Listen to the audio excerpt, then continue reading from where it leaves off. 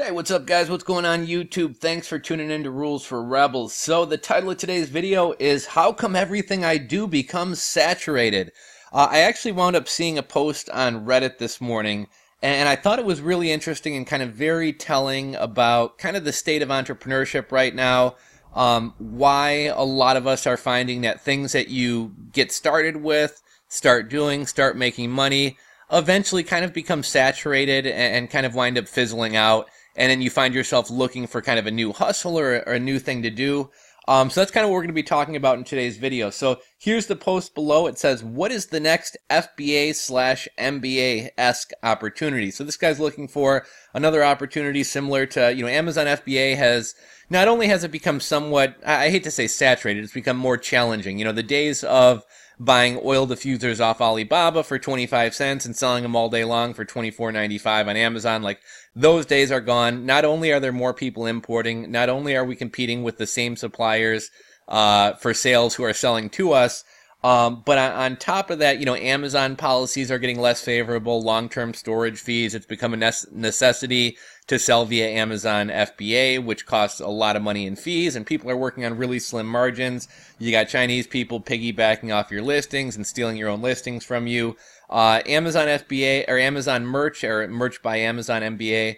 A lot of people are saying that's saturated. I'm actually having more success than ever on Amazon merch.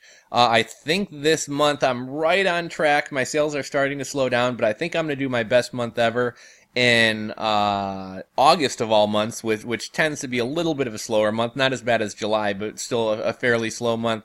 I think I might break $1,000 in sales for the first time. So, merch by Amazon isn't dead. It's not saturated, but I mean, there are a lot more sellers on there. Amazon's giving a lot more people listings. And it is, even if you're making great designs in great niches, there's so much stuff out there that it is easy to get lost in the shuffle. So, this guy, Wall of Walls, goes on to say, like many of you, I started supplementing my income with Amazon FBA 5 to 6 years ago. As brands started to become restricted and FBA became less profitable, I moved to merch. Now that merch is more competitive, I am starting to look for the next opportunity. What do you guys think is happening or on the horizon for new opportunities that are on par with 2013-ish Amazon FBA and 2016-ish merch by Amazon? So one thing to point out right off the bat, this guy seems to say as brands become restricted. So that leads me to believe he was doing retail arbitrage or online arbitrage. So, he was going to the factory outlet store for Birkenstocks and getting Birkenstocks and then listing them on Amazon. Or he was going to like outlet stores or Target or Meijer and buying things off the shelf and reselling them. And over the past couple years, Amazon has started to restrict a lot of brands. So like you can't sell anything MLB, NFL, NHL, any of that. A lot of toy brands won't allow third-party people to sell them. They, unless you either the toy brand only can sell them, or sometimes they might let some like licensed or registered distributor sell them. But there's a lot of brands that we're just not allowed to sell these days. So, I mean, one workaround to that is creating your own product, whether it be a unique product or private labeling a product. Nobody can stop you from doing that. So it sounds like his main complaint is with retail arbitrage. There are other ways of selling on Amazon, although I would agree that Amazon is getting tougher and tougher. Unless you're going to build like a real brand or a real company, it really doesn't make sense to try to sell random products on Amazon anymore. That's just my take. I'm sure some people are going to say, oh, I'm making money selling spatulas and women's girdles or something like that. Well, good for you, but you're the exception more than the rule in my opinion. And as far as Amazon merch, like I said, I'm doing better than ever with Amazon merch, but I definitely do get that there's a lot more sellers on there. Amazon is being a lot more generous with the tier ups. And what I mean by that is like back when I first started Amazon merch, to get out of tier 10, you had to sell 10 shirts. To get out of tier 25, you had to sell 25 shirts. To get out of tier 100, you actually had to sell 100 shirts. Well, Amazon has gotten really lenient on that. So, I mean, now somebody buys one or two of their own shirts, they're out of tier 10. I was talking to a guy the other day who's at tier 500, and I think he hasn't sold more than 7 or 8 shirts. So Amazon's giving people a lot of real estate to work with.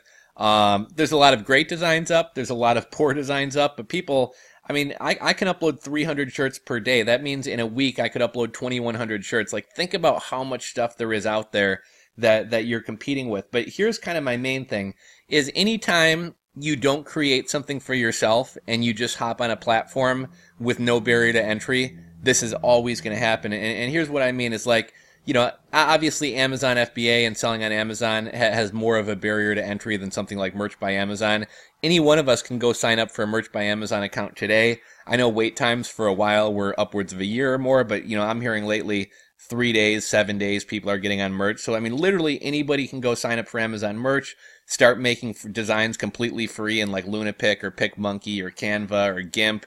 Or obviously plenty of people have Photoshop and Affinity and Adobe and everything else, but anybody can start cranking out hundreds and thousands of designs and slapping them up on Amazon, and you're competing with everybody else who's trying to do that. And because there's no barrier to entry, there's a lot of people trying to do that. Well, with something like Amazon FBA, creating a private label brand is more of a barrier to entry than just going and buying something off the shelf of Target or Walmart or GameStop and reselling it. So again, the lower barrier of entry, the tougher it's going to be, the more competition there is going to be, the more so it's going to become a race to the bottom where everybody starts doing it. There's always going to be somebody out there willing to work for less of a margin. So there's been plenty of things that, when I started doing, I might have been making $10 per sale, and then someone else figures it out and comes along and they're willing to do it for $8 a sale, so I have to undercut them, and then I do it at 7, and they do it at 6, and then I do it at 5, and they do it at 4, and before you know it, we're selling to make 10 cents per item because it's just become a race to the bottom. So that's the importance of not doing things on platforms and not always looking for something where somebody else is setting up the opportunity for you. It's more challenging to go out there and open up your own Shopify store. But if you succeed with it, it's a lot harder for somebody else to replicate that. When you sell on something like Amazon, whether it be Amazon FBA or Amazon Merch, with Amazon Merch, you don't have to have any inventory. With Amazon FBA, they're taking care of the web platform. They're taking care of the payment processing. They're bringing a lot of the traffic. So, when an opportunity is set up for you, a lot of other people have the same opportunity as you. And again, it just becomes more competition. It becomes a race to the bottom. So you really need to do something yourself, find your own opportunity, actually build a business, and not just rely on like a single sales channel, and realize that anytime you join something that's very easy to do and has a very low barrier to entry, this is going to continue happening over and over again. And this is something that I run through as well. Now, I have a real e-commerce business, right? That's my own platform, and I have the store, and that's been going strong for, about 5 years. And we have little to no competition. The business is pretty stable. But when I do things like affiliate marketing or Amazon Merch or Amazon KDP, Kindle publishing, like everything starts off really good. And then eventually it kind of goes downhill. It gets saturated. You start making less and less money. And then, every 6 months, year, maybe a year and a half tops, you're trying to find a new opportunity. I got to find something else to do. And I find that to be the case with affiliate marketing and selling on platforms and eBay and Amazon and everything else. So, if you want something that has less competition, if you want something that's going to be more stable and more reliable, you got to start your own thing. This is kind of an extreme example, but just to let you guys know, last night I'm actually going to make a video about this. I'm going to see if I can get the owner on here for an interview, or if I can swing by and do kind of a tour of the place. But out in Brookfield, Illinois, which is about 20 minutes southwest of Chicago, 20 minutes southwest of Chicago, last night I went to this place called Galloping Ghost Arcade. So my girlfriend's away for a bachelorette party down in Nashville this weekend. So I had Saturday night to myself, did some work around the house yesterday, and I'd heard about this arcade. I think I'd heard about it on Reddit. It's, if not the largest, one of the largest arcades in the country. Over 550, like retro 80s and 90s arcade games, a lot of rare games. Really cool place. They're open from 11 in the morning until 2 a.m. in the morning. And if you go at 11 and keep your receipt, you can keep coming back all day. So if you want to go play for a couple hours, go grab some dinner and go back, you can do that. But they have a ton of great games. The guy who owns it seems like kind of a younger guy. They're open 365 days a year, even holidays. They do like special events. I believe a lot of like Guinness Book of World Record video game high scores and stuff are there. But this guy has created a really cool business for himself. I think it's really cool kind of how he found a way to make his career and earn his living out of something that he's really passionate about and really enjoys doing. And he's done a great job, and he's set up an awesome place. And I realize not all of you guys have the money, let alone do I, have the money to go rent a storefront and buy 550 vintage arcade games. But my point is, how difficult do you think it would be for somebody to come in and replicate what he does? So, you would need a storefront, which a lot of people are intimidated by brick and mortar businesses. You would need the cash to buy 550 vintage arcade games. Now, he started off with like 100, grew it to 300, 400, but at this point he's got 550 games. He has special guests like Jax from Mortal Kombat and Mancow and other guys come into his shop. They do special community events, video game contests, and things like that. They have memberships. So, I mean, if you wanted to come in and try to compete with this guy, how difficult would that be? How many people are even capable because of the barriers to entry, money needed and the knowledge and expertise and everything else? How many people are even capable to come in and do something like that? And because of that, he's going to have a stable business that's going to run for years because it's going to be darn near difficult, if not impossible, for somebody to compete with him. But when you do something like Amazon Merch, where you sign up for free, you use free programs to design t-shirts, and anybody else in the world can do the same thing, well, yeah, you're going to have competition. Here's another thing that's been brought up is like, for me, Merch by Amazon, I think I might break $1,000 this month. That would be a fantastic month for me. But at the end of the day, I can't live on $1,000 a month, right? This can't be my full-time thing, nor would I ever want my full-time thing to be dependent on a third party like Amazon that I have no control over. If I quit my job and stop all my other hustles and focus on Amazon Merch, and then Amazon Merch cuts commissions by 50% or closes the programs, well, now I'm pretty much fucked, right? Like my income goes from whatever I'm making to zero. So I would never rely on something like Merch by Amazon. But hypothetically, if I did want to, like, I can't live on $1,000 a month, but anybody anywhere in the world can sell on Amazon Merch. Now in Indonesia and the Philippines and India and Pakistan, and a lot of countries where it's a lot cheaper to live, there's a lot of talented designers. They can join Amazon Merch. And while $1,000 per month may not be enough to justify me doing a full-time thing, in a lot of those countries, $1,000 a month may put them in like the upper 10% of earners.